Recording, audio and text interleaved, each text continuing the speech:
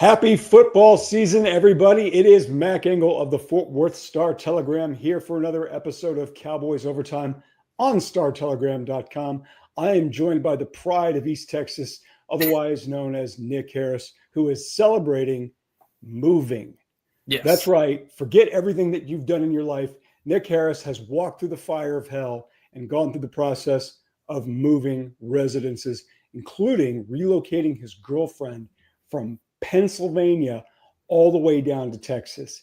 Nick, that sounds awful. Hey. 0-17 NFL regular season, bad, terrible.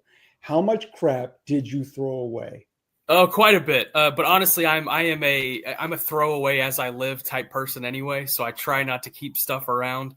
I let my mom and my grandmother do the hoarding and other times, and I kind of come in the crevices and get some things thrown away in the meantime. But overall, good. We're moving forward now. Moving forward, looking ahead, we're on to Cincinnati. Have you ever thrown anything away where you regretted it? Probably, but it must not have been too hard because I can't think of anything off the top of my head. So I've told people this as I came to this realization about 10 or 12 years ago. And I'm sure, when you contemplate moving in, or maybe when you ultimately build a house or whatever, people are like, I want a big bathroom. I want this in a kitchen. I want a big TV room or whatever else. I want none of that. I want an industrial sized dumpster in my backyard where I can't see it, like where you just sling it, right? Yep.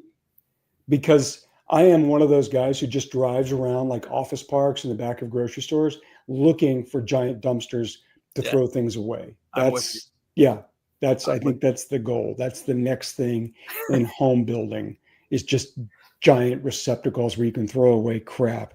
All right, speaking of crap, the Dallas Cowboys have improved to 1-0 in moral victories. That's a good transition, isn't it? With a big 24-20 Vegas covering line loss against the Philadelphia Eagles on the NFL's regular season opener last Thursday in Philadelphia. You were there. The Cowboys had plenty of chances to make me look really smart and come away with a win against the defending Super Bowl champion Eagles. Of course, they didn't. Nick, you were there. You witnessed it, pre and post lightning strike. What did you like? And what did you see that made you go, I'm going to get sick? Yeah, it was kind of a tale of two halves, right? And I think what I liked from the team overall was the defense looked awful in the first half. And I know I had you in the first half here. Yeah. But the adjustments that were made going into the second half, that is really encouraging as you go throughout the year. It felt like at times under Mike Zimmer last year that, the defense product that you had in the game, that's what it was going to be for all four quarters. Yeah. You didn't feel like there were adjustments made during, halftime or even crucial points of a game last year. But you saw that this past week. In the first half, they allowed 123 yards on the ground. It looked like a complete repeat of what they were doing the last 5 years on the ground as far as allowing rush yards. Yet they traded for Kenny Clark in the Micah Parsons trade, and they said it is to help our run defense. So you see 123 yards in that first half, and I wrote it. I was like, surprised the Cowboys' run issues are the exact same. Then in the second half, it completely flipped on its head. They only allowed 35 yards. There was at one point where Saquon Barkley had 7 carries for only 1 yard, which it was a really encouraging effort by the defensive interior. Not only Kenny Clark, but Osa Digizua, Solomon Thomas, Jay Toya got in there. It was encouraging to see some of these guys. But Marshawn Nealon, I think that was the guy who had the best game up front, playing both defensive end. He would slide in, play a little 5-tech as well. And he was good in the run game. He had the only sack in the game for either team. I really liked what I saw from a defensive front standpoint. Now, what did I not like? I guess you could flip it over to the other side of the ball. There in the second half, 0 points. They were shut out in the second half. And it's more so because of the mistakes that were made. I don't think it was, a play calling issue. I don't think it was a quarterback issue. I think it was simply execution. CeeDee Lamb, 3 huge drops in the fourth quarter. He catches one of those passes. They get on the scoreboard. And then the Miles Sanders fumble right before the lightning strike. That was really crucial. That was bad. And, maybe there is a personnel decision that was, not made correctly going into that game. Well, which one? Talking about Miles Sanders. You don't think he should have been active? So you see Jaden Blue, who runs a sub 4.3. that 50-yard run that Miles Sanders had. Jaden Blue's not getting caught by Zach Bond. No, he doesn't get caught by him, but does he see the hole and get through it? And then that's probably the question that the offensive staff would have. And, that those are, a lot of ifs that you throw on the table with those kinds of things. But let's say he did. Jaden Blue is scoring on that play, no doubt about it. So that one you wonder, if there's going to be a personnel change, either this coming week or in the next coming weeks. Jerry Jones did say today that, they are looking at Jaden Blue. Brian Schottenheimer said yesterday that, he's got to be more consistent in practice. So, still some things that they're trying to look for from the rookie before he gets, ample playing time. But I would say the thing I did not like is that the execution and the issues that they had in the second half kept them off the scoreboard. You and I were texting during the game, and they were bringing a 4-man front. They were not getting anywhere with 4. And then eventually, as you told me, defensive coordinator, Matt Eberflus typically doesn't really love to blitz. And then the big adjustment they made was they started sending guys at Jalen Hurts, and it worked. One of the things that I learned early on in my time covering the NFL was there is no bigger misconception than the idea of the halftime adjustment. There's not enough time in a halftime to do much more than go to the bathroom, catch your breath, eat a protein bar, eat some oranges, and then get back on the field. There's just not enough time. My thought was, why did it take so long for Eberflus and that staff to recognize they weren't getting anywhere with 4 and to start sending extra guys? Because that's what ultimately, to me, made the biggest difference. Yeah, not just that. Why did it take them so long to dedicate a quarterback spy on Jalen Hurts in that first half? Great question. He was running why in that first half and having his way with getting around the defense, whether it be around both edges through the second level. It was tough, and so you wonder about that as well. So when we looked at that defense, Marshawn Nealon, I was waving that flag before for a long time now. He obviously played really, really well. There were other guys. Malik Hooker, I thought, had a pretty decent game. I mean, you do have to slice the game in half, right? Saquon and that offense, that's a good offense. That's a good offensive line. That's a great running back. They're going to get theirs. But to do what they did to them pre and post was significant. The part to me there was a lot of parts to it that looked really encouraging. God, we've seen this game so many times. But to me, the one guy I thought they were going to count on, gosh, he just didn't do anything, was linebacker Kenneth Murray. Yeah. What do they do about it? And I know we're really getting into the weeds on that, but that's a position you've got to get something from. What are they going to do about that? Are they just going to ride with him? He was awful. Run game discipline, finishing behind the line of scrimmage. Osa Odighizuwa, he'd better demand a steak dinner from that linebacking core because he was consistently pushing into the backfield, and those guys were just not able to finish. And Dante Fowler is looped into that as well. There were multiple times where Dante Fowler was whiffing on guys in the backfield, even though they were generating pressure and getting some readjusting the line of scrimmage 3-4 yards back. But overall, I think with Kenneth Murray, unfortunately, I say unfortunately because he's not going to be a good run defender this year. You already see that. You already know what that's going to be. You saw it when he was with the Titans. Unfortunately, I think you're going to have to ride it out with him because he is your green dot. He is your lead communicator. He is the guy that helped build this defense at training camp. So if you were to replace him, you would need somebody who can communicate as effectively, stepping in and doing that same role. Now, Jack Sanborn could be that guy. He comes from the Eberflus system in Chicago. If things get really bad with Murray and they decide they need to move some things around in that second level, I think that would be the best benefit. You have Jack Sanborn, Maris Leofau, Damone Clark. I think that would be a decent 3-man group until DeMarvion Overshown comes back. And then I think you have a pretty solid 3-man group in those guys if you exchange Clark and Overshown. So I'm not the biggest Kenneth Murray fan. I was not the biggest fan of the trade whenever they acquired him. But they have to ride him out here with 17 games, I'm afraid. Well, I'll tell you one thing I get frustrated about when I see the linebackers evaluated, which is people get assessed with tackle totals. I saw it with certain guys, and to me, it's about where's that tackle happening? Yeah. Like, where are you making that tackle? Are you making that tackle after a 5.5-yard run? Well, I don't care. Where is that tackle being made? And too many times with linebackers, and I know agents do it, and so do players. Well, I had 100 tackles. I don't care. Where were they? And too many times we're seeing tackles not at the point of attack or 1.2 yards beyond the line of scrimmage, but 5 and 6 yards further down the field, which completely changes what an offense can call on second or potentially third and short. Yeah. And that's what to me was frustrating. And I know it's one game, but I did see way more from that defensive line in terms of potential than I thought we'd see. The one player that conversely didn't produce, and we have to talk about it, is the last guy. I mean, the last guy who I would have thought would have been a problem for this team had they lost. But here we are. CeeDee Lamb had 7 drops in 2024. 7. He's the highest paid wide receiver in the NFL. He goes out on Thursday night and he has 4 in the game, 3 in the third quarter. You mentioned it. If he doesn't drop those balls, if he comes up with those catches, we're talking about a different outcome. Maybe not a win, but at least a different score.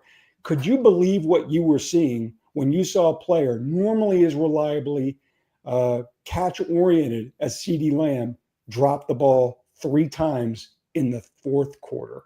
Yeah, it was surprising. And his 4 drops overall in the game are the most in a game by a receiver since he entered the league in 2020.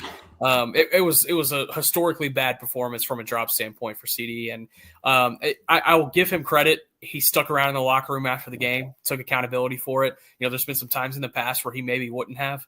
I think back to the Ravens game last year. I even think to the 49ers game a couple of years ago, he stuck around in the locker room, but he wasn't really trying to answer any questions about his performance. This time, that was the game in San Francisco where they got killed and he was pouting with Dak and all that stuff.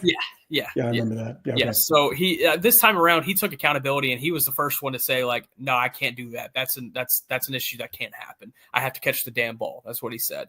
And so he put his money where his mouth was. The very next day, I got a text about 1 p.m. Central Time and it said, as CeeDee Lamb has been out here on these jugs machines with one of the equipment assistants for the last 45 minutes, just catching balls and catching balls and catching balls. And he was the only one out there at practice. It was a player off day. He did not have to come to the facility, but he did. He put his helmet on, he put his pads on, and he went out there and he caught balls for about 45 minutes. And then later in the day, Brian Schottenheimer said the same thing in his conference call. He said he didn't see it, but he had heard about, CeeDee Lamb getting out there and catching balls on the jugs machine. I mean, catching balls on the jugs machine, it doesn't really have a huge factor, I think, in the grand scheme of things. But I think it is, CeeDee Lamb has that C on his chest this year. He was voted a captain by his teammates. I think that's, a show of accountability to everybody in that building, saying like, hey, I know I messed up. This is what I'm going to do to try and fix it and make sure it doesn't happen again. If you're asking me, I don't think you should be losing sleep over, the fact that CeeDee Lamb might not be able to catch the ball. I don't think that's going to be an issue moving forward, but it is certainly something to keep an eye on this time around. And I think it is funny. You can look at least one game over the course of the last 3 years, and you could say CeeDee Lamb kind of lost them that game. And I feel like this is the one this year. Is you take one of those drops away, and they score on those drives, all 3 of those drives. So that's what's tough about it. I think back to the Ravens game last year. He had a crucial fumble in the red zone. Had they scored on that drive, they probably would have come back and won that game. Do you think they were going to win that game against Baltimore? They lost by 4 points. Yeah, I know, but the reason, let me push back on that one. They were chasing that game before kickoff. I agree. Baltimore ran the ball down their throat that game. For sure. But an extra score there in the first half, you might have a different result. They may end up come back and win that game. It was a less than a 1-possession game at that point, or less than a 7-point game at that point. Had they scored on that drive where CeeDee Lamb didn't have the fumble, there's probably a different result. Also, CeeDee was pouting that entire game last year. It was. it made offensive consistency really tough. So when you look at the fourth quarter drops, not all 4 of them, but the fourth quarter one, the first one goes through his hands on a 3rd and 10, goes through his hands, hits him in the face mask, incomplete. And I was like, wow, you got to be kidding me. Yeah. Now you go to the final drive, and Dak Prescott's got him on a deep pattern that would have put the ball, I think, about the 25-yard line. Challenging catch, but one that he has made time and again. Yeah. Drops it. And then the 4th down play, their last offensive play of the game, Dak Prescott potentially had Kevontae Turpin underneath. Now, I think that route was tighter. I think that coverage was tighter than people maybe want to give it credit for. I've watched that play several times because I know fans have said he had Turpin open underneath for the first down. And I've watched it several times. I'm like, I don't know if that's a gimme. So he goes with CeeDee running a go route down the left sideline. There's a safety coming over the top. The ball is there.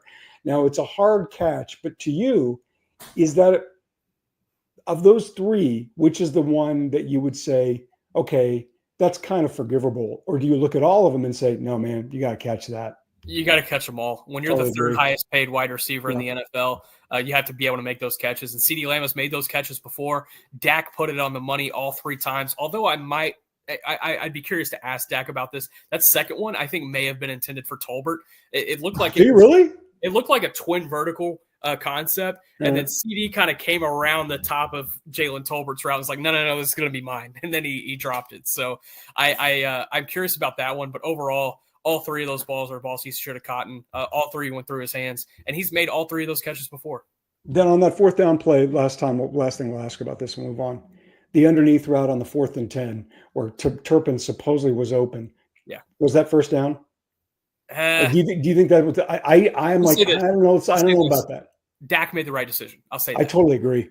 Dak made the right decision. I mean, we have not talked about this. This was Dak's first game since he tore his hamstring against the Falcons in the middle of last season. I thought he was pretty good. I don't think he was great, but I don't think his receivers helped him a lot. I thought he was pretty good, though. I thought he was really good, honestly. I loved the mobility that you saw, him getting out of the pocket, him throwing Jordan Davis off of him, him rage baiting Jalen Carter into getting kicked out of the game. For overall, you take that into account, all intents and purposes, that was a strong performance. Well, one guy who did not have a strong performance in his debut with the Dallas Cowboys was wide receiver George Pickens. The Cowboys traded for the former Steelers wide receiver in the offseason. It was a very much anticipated debut, and George finished with 2 catches, I think 5 or 7 targets, I'm not sure, but really didn't do a lot. And I think there is some question as to whether or not he was really going all out on his routes. We have seen that before with receivers where their first sign of a play is how hard are you going? Are they going on a route? Because if they're not really the first or second option, their body language and their effort off the line will tell you if they're not a part of the scene. I know it's one game, and I know he did have one catch that was pretty nice along the sidelines in the fourth quarter. I got to tell you, Nick, I was pretty underwhelmed by George Pickens. What about you? Yeah, 3 receptions for 30 yards on 4 targets during the game. He had the first reception of the game, and it kind of had me thinking, okay, they're about to feed Pickens here and try to feed on that matchup. I will say I think it was more matchup based why CD got more love than George Pickens did. You saw Adoree Jackson and then later DeCorian Bennett whenever Jackson got hurt lining up more against CeeDee Lamb, and I mean that's the mismatch. And so I think it was kind of a nature of the game plan to feed CD, but also on the other side, it's Quinyon Mitchell. Yes, he's one of the better corners in the NFC. I agree. But I still feel like there could have been some opportunities for George Pickens to get some deep ball opportunities. He had some opportunities. He was getting open. Granted, I did see some of the effort issues that you are talking about, Mag. Mm-hmm. You talk about that 4th down play with a CeeDee Lamb, that ball going through his hands. That's a pick concept where George Pickens was coming over the top of CD right before he was to break forward on that go. And he was supposed to pick Cooper DeJean on that play. He didn't really pick him. He didn't get off the line in time, and it allowed Cooper DeJean to have a little bit closer coverage on CeeDee Lamb. In the grand scheme of things, how much did it affect the play? Probably not a whole lot, but it would have given Dak a bigger window to throw that ball into rather than, a tight one where he ended up dropping the pass. So, there were some issues that I think you definitely point to from George Pickens, but I would take it in a vacuum as of right now and maybe keep it in the back of your mind moving forward. But there's going to be a time where he is the guy who is on the mismatched corner, and he's going to have his opportunities. It's about, can he take advantage of those when those come? One thing that I didn't write about in our topics that we did for Cowboys Overtime that I should have mentioned, and you kind of unintentionally led me into this, which is a play design, and specifically the play designs that we saw under Brian Schottenheimer. This was his first game as an NFL coach. Yep. And I got to tell you, I know it was lost in the drops and lost in the lightning strike and lost in the disappointment of losing that game, a game that they could have won. We saw things from that staff. We saw things from a play design that we have not seen in a long time. And I know it's one game. No, seriously. And I mean that. There was some real creativity there with formations, with motion. I mean, Mike McCarthy, the former head coach, that was a pretty stand-up, straight-ahead, what he liked in his offense. Kellen Moore to some degree. I was pretty impressed. All things considered, I was pretty impressed with what and how that team played its first game under Brian Schottenheimer. Were you? Yeah, I was as well. The creativity was the biggest thing. We could talk about the motion. Last year, the Cowboys used motion 28th most in the NFL, so fourth worst, I guess you could say. This past Thursday, they used pre-snap motion on 42% of plays. 42% would have been good for fourth in the NFL last year. So we talked about it at training camp. That was the biggest change you saw in this offense from a schematic and a creativity standpoint, is the integration of pre-snap motion. That was number one for me. Number two, this offensive line was all over the place in a good way. They were moving. They were getting pinned and pulled. They were getting thrown out into space. You talk about that Miles Sanders 50-yard run. Check Terrence Steele coming across the top of the formation to deck Reed Blankenship, a crashing safety who was on the opposite side of the field, to create that final hole for Miles Sanders to run through. I think the offensive line is really taking into account the scheme that Clayton Adams has brought over from the Arizona Cardinals. And that Cardinals offensive line is always on the move. And you saw that with the Cowboys offensive line this past week, pinning and pulling, counter concepts between the tackles runs. I think they really focused on those pin and pull actions when Jalen Carter got suspended. And so, or suspended or thrown out of the game, whatever you want to say. It allowed them to create some holes in between the tackles. And Javonte Williams, I thought, had an encouraging start to his Cowboys tenure with the 54 yards and the 2 touchdowns. They really fed him early and often to try to figure out what the differences could be with Moro Ajomo at defensive tackle versus Jalen Carter, and they were able to find some success there. But overall, I think it was an encouraging start for the offense. Well, I'm a big fan of that, because I think in this era of the NFL, unless you have personnel, and there are not many teams that have it, I can think of maybe 3 to 5. If you have the personnel that is good enough that can just line up and just go, yeah, you got to be creative. Absolutely. It's just the margins are just too thin that you cannot take the risk of, we're just going to line up and this is what we do and we're going to run it. We're going to put it on you to figure it out. No, you have to have some creativity there. And I give Brian and his staff a lot of credit. We obviously have to talk about I guess, is it number 11 or number 1 elephant in the room? And that is the Dallas Cowboys moving on without their best defender, who is now in Green Bay. Micah Parsons did not play for the Cowboys on Thursday night. Instead, he played for his new team, the Green Bay Packers, on Sunday against the Detroit Lions. Life without Micah Parsons, I think, was evident. Life with Micah Parsons for the Packers was equally evident. Everybody has said the right thing. I think clearly the Cowboys are tired of talking about it. The players, the owner is not. But this is obviously going to be a story, especially in 2 weeks when the Cowboys host Micah Parsons and the Packers. First thing, what did you make of the Cowboys pass rush without Micah Parsons? I'd be curious to know if you can guess this, Mac. Of the 32 teams in the NFL that played this week, pressure percentage on dropbacks. Do you want to guess where the Cowboys ranked of those 32 teams? In generating pressure on dropbacks. 26th. That's a guess. That's a guess. I swear to God, that's a guess. They were second. No. I know. Isn't that shocking? 40%. Yeah, because I swear to God, in the first half, Nick, they didn't get home or even in the zip code once. And I think that speaks more to Jalen Hurts than it does the Cowboys' defensive front, because he was able to escape that pressure, and he does such a good job. I mean, his legs are his best weapon. It's why he was an NFL MVP a couple of years ago. It's why they were able to win a Super Bowl last year. I don't think the Cowboys had a pressure problem on Thursday night. They generated pressure on 42% of dropbacks. I think there were certain individuals that had some pressure issues. Dante Fowler, I expected a little bit more out of him. He still had some really big pressures in that game, but I expected maybe a little bit more out of him. But go back and watch Osa Digizua. Go back and watch Marshawn Nealon. Those two guys were getting into the backfield almost every rep that they had. And so I think from a pressure generation standpoint, it can be there. But when you only have 4 guys rushing and you have a mobile quarterback like Jalen Hurts who can escape the pocket so easily, you're rarely going to be able to get home. It doesn't matter who you're rushing the passer with. So I got to tell you, I want to know how they quantify that. I do. Yeah. This is statistics there is subjectivity in quantifying statistics. It's like an assist in basketball. You're like, wait a minute, how does that guy get an assist and that guy doesn't? Yeah. Because Digizua played really well, but when I watched that first half again, I went back and I watched it. I don't know about a lot of pressure there. I mean, Most of it came in the second half. I will say most of it did come in the second half. Okay. They blitzed 9 times in that game. All 9 times came in the second half. Oh, they were a different team. And one part to that we're not giving enough credit. If you're blitzing that much, your secondary better stay put and better do the job. And they did that. And I mean, it really, like you mentioned, it was a tale of two halves, pre and post lightning strike, whatever you want to call it. But this game on Sunday against the Giants and Russell Wilson and maybe Jackson Dart, that's going to be totally different.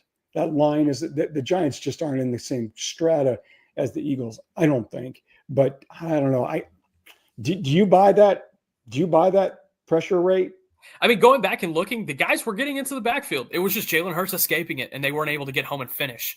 It's about finishing with this defensive line. If you're coming out of week 1 looking for negatives, I think they were able to generate enough pressure to make it happen. And I think that 42% number, give or take, plus or minus 5%, I think was pretty accurate. But it's about finishing with that guy, Jalen Hurts. If you don't finish him, he's going to make you pay. Yeah, he will.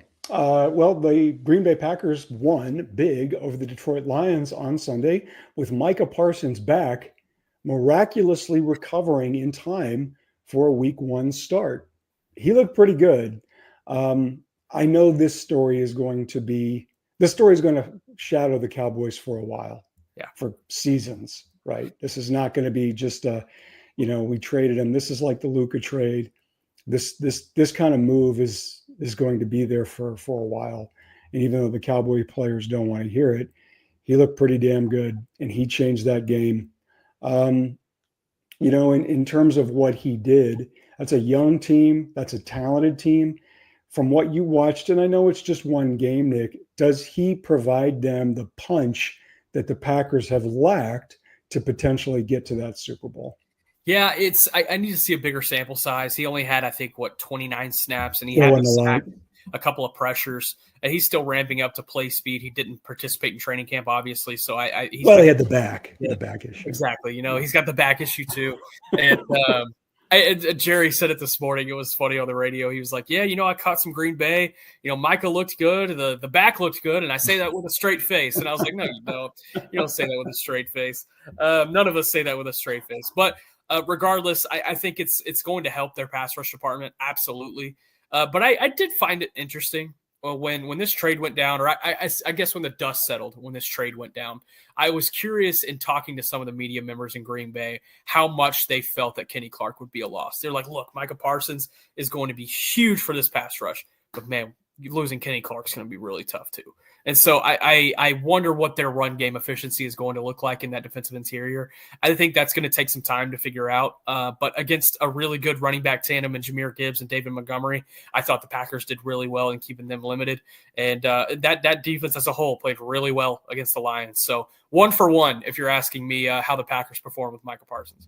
Micah ran his mouth a little bit after arriving in Green Bay. He does that. I found him to be entertaining. Now he is a little bit of a drum. The more I've done this job, the more I just want interesting personalities. Yeah. I'm like, now I draw a line. Like Terrell Owens, when I was a beat writer when Terrell Owens was on the team, and he wore me out. It just wore me out. What about Skandrick? I kind of Orlando once yelled at me in a locker room. I forgot about that. That was a day. I liked Orlando. The problem I had with Orlando is that Orlando never realized he was Orlando. Yeah. He thought he was like, he just never got over the fact that he was a 5th round pick out of Boise State. He was always bitter about that. And I'm like, dude, you've had multiple contracts in the NFL. Yeah. And which he was really arrogant about. He would kind of throw in your face that he was rich and you weren't. No, he would, yeah. But he would, if you could get through that layer, he was good for you and me, but you had to get through that layer. He made you earn it. Andre Gerard could do that a little bit. I liked Andre a lot, but you had to kind of deal with that. And with Terrell just wore me out because he was such a hypocrite and he was just drama. I never thought Micah was a hypocrite, but when I heard about toxicity and stuff like that, I'm like, dude, come on. Yeah. And there's just sometimes a lack of self-awareness. I think Micah's was mostly harmless. Terrell could divide a locker room. Micah wasn't going to divide a locker room, but I could see a point of, God, just exhaustion with like, shut up, dude. And it wasn't the podcast, although I know that became a narrative. But I do think, and now that you can speak to it, was there just a little point of exhaustion, even if it was worth it, some exhaustion with Micah's mouth? Yeah, and I would argue the point that he did split the locker room. Do you think he did?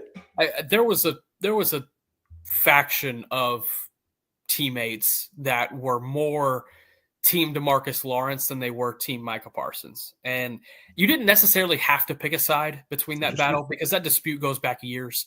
They did not like each other from the jump. And you didn't necessarily – two alphas, right? Yeah, and you didn't necessarily have to pick a side, but some guys did, and I think that divided the locker room in some ways. All right, so let's move on. Unbelievably, the Dallas Cowboys are favorites to win an NFL game. Write that down. The Cowboys are favored by 5.5 points to take on the Cam Scatterboo-led New York Giants on Sunday. To tell you how much this game has changed, Cowboys-Giants typically kicked off the NFL season. Now they're a week 2 years ago. Yeah, and think about how many years in a row the Cowboys-Giants led off the season for Sunday Night Football and NBC. Now it's week 2. And the surest sign that the league and the TV networks think your game is garbage, it's at noon. Yep. I didn't know that. You want to hear a little funny story? My spouse's birthday is coming up, and we had planned a party. Oh, no. For brunch. We're going to do a brunch party. That's when you're getting older. You're going to a brunch party. And then I looked at the invitation. I'm like, oh, my God, the Cowboys aren't playing at 3:30. Yes. So we've had to move that time, and you're going to notice on Sunday, I might be moving very quickly out of the press box after the game because the game is at noon. Giants suck. They have a whole bunch of quarterbacks, none of whom can play. They're going with Russell Wilson. I don't know. They scored like 2 points in the season opening loss. There's not much about this game that interests me or excites me. I guess watching a head coach trying to save his job. Nick, is there any reason why the Cowboys won't win this game on Sunday? The one thing that I would keep an eye on is that defensive front for the Giants. You like them? But I feel like I've been saying that every year. And these guys can play. Because they have guys. They have Brian Burns, Kayvon Thibodeau, Dexter Lawrence, who I feel like is the best interior defensive lineman in the league. They just drafted Abdul Carter, who led all rookies in quarterback pressures this last week with 4 and almost blocked a punt at the same time. That defensive front is really talented, but it's kind of the issue that the Giants have had throughout the last few years is they haven't been able to get home. And so that is one thing I will continue to harp on just because those guys individually are really talented and they can cause issues if they all work together as a unit. And it's still a young offensive line in Dallas, but I feel like that's really the only advantage that they have in this game. Otherwise, the Cowboys should handle this one and cover in my eyes. Do you want to see Jackson's – let me back that up.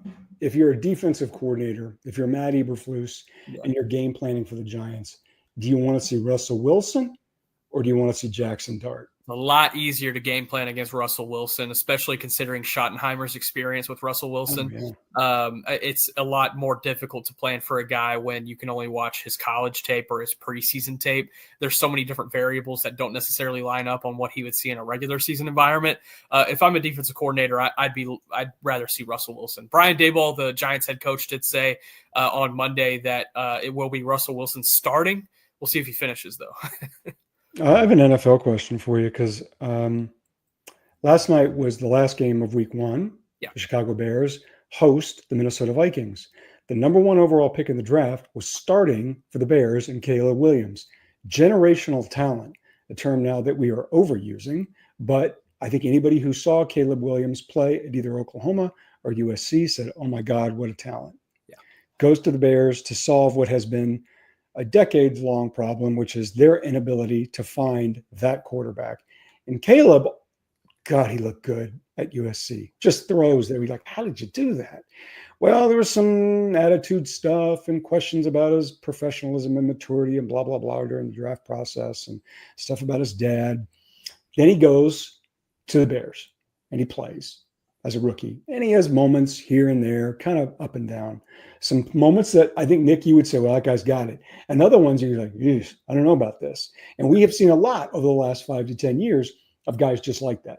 Justin Fields is one of them, former Bears quarterback who's now with the Jets, who's had moments where you say, wow, that guy's really got it. And other ones not. So then last night, he's playing against J.J. McCarthy, the former Michigan quarterback who missed all of last season with an ACL. Is that what he had? Shoulder injury. So J.J. McCarthy, who I'd seen played at Michigan, led the team to the national championship, loses one game in 2 seasons between his junior and senior seasons, gets finally to play for the Vikings. And he looked pretty good in that fourth quarter. Yeah. Way better than I thought he was going to look. If you had to pick one, who would you go with? Caleb Williams, easily. Really? Easily. Yeah. I am not a JJ McCarthy believer just yet. And I wasn't. I wasn't. He I had was some moments in that fourth quarter, sure, but he still threw a pick six to a defensive back that the Cowboys gave up on at training camp last year. You think Deshaun Wright? To Deshaun Wright. So it's like that alone, I'm cool. Caleb Williams is going to be just fine. Give me Caleb Williams 10 times out of 10. I will say this, I really do like J.J. McCarthy from a mental standpoint. I think he has more mental strength than any quarterback in the NFL. I have said that. That's he has heavy. strong mental strength. I don't know if he can put it together physically. Well, I'll tell you what. Here's why I kind of changed my mind on it. Because I had seen him play in the Fiesta Bowl against TCU where he threw 2 pick sixes. Yeah. And both of them were terrible. Just terrible throws that you can't make. Either way, that's one game. The body of work at Michigan spoke for itself, but there were a couple plays he made last night. I was like, ooh, that's a mature throw. The footwork, all of it. I was like, man, that looked really good. The arm strength was there. It was accurate. He was much better than I ever thought he was going to be. And to go into that place to win a game like that against that team and a first-year head coach and Ben Johnson and Caleb Williams and blah, blah, blah, I was far more impressed with that than I ever thought I would be. I might eat my word. I mean, gosh, I'm wrong all the time. But on that one, I'm with you. I was not a J.J. McCarthy guy coming out of college. To me, I thought great college quarterback, career backup. And I saw that last night. I was like, well, I don't know. That was pretty impressive. All right, let's move on. Last thing we're going to ask. Cowboys, you were undefeated so far here in our pick games. I am, however, not. I was stupid enough to pick the Cowboys to win. I thought they were going to go in and steal a game against the Philadelphia Eagles, which they would have, but they screwed me. You, however, picked the Cowboys with the spread and the Eagles straight up. So Cowboys are 5.5-point favorites. What you got? Yeah, give me the Cowboys, and I think they cover. I think they cover this 5.5. I actually think they win by double digits. So give me that. All right. Do yourself a favor. Can't bet in Texas, but you can bet elsewhere. Take Nick Harris's words, fly to Vegas, take all the money that you have, get rich. Nick Harris has the Cowboys straight up and to cover, and I'm going to agree with him. I've learned my lesson. All right, Nick, it's been fantastic. I've enjoyed this much. Enjoy unpacking.